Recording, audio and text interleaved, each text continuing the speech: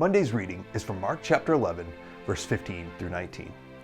And they came to Jerusalem, and he entered the temple and began to drive out those who sold and those who bought in the temple. And he overturned the tables of the money changers and the seats of those who sold pigeons. And he would not allow anyone to carry anything through the temple.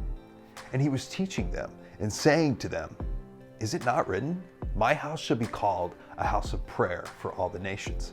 But you have made it a den of robbers."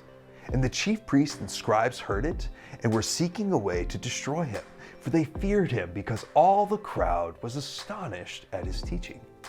And when evening came, they went out of the city. And what the temple signified was this place where heaven and earth overlapped and intersected. It was the one place on earth where a human could go and know that they had a line open to God in this very special geographical location.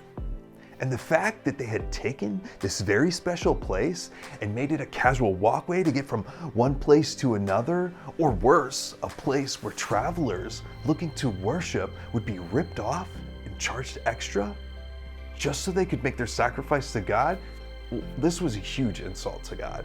And there were three things that Jesus called out. One, not giving the space, the temple, the respect it deserved. Two, using the temple as an opportunity for exploitation. And three, not using the temple for what it was intended, a house of prayer. And Paul writes to the New Testament church that your body is now the temple of the Holy Spirit of God. Your body is meant to be a place where heaven and earth overlap and intersect, where a line is open to God 24/7. And these same three things apply. Number one, do you treat yourself or other people too casually? Do you remember you are a sacred space? They are a sacred space. And just as you would not curse in a sacred space, you should not curse others because they are a sacred space. Number two, do you view your body or other people's bodies as a means of exploitation?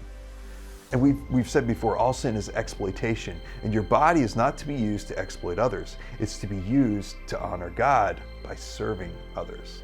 And finally, do you live your purpose? Are you a house of prayer? And I want you to pick one of these things today and work on it. And if you don't know where to start, then start with number three. Start with prayer. And as you reestablish your connection to God through prayer, that He will guide you in all truth. God bless.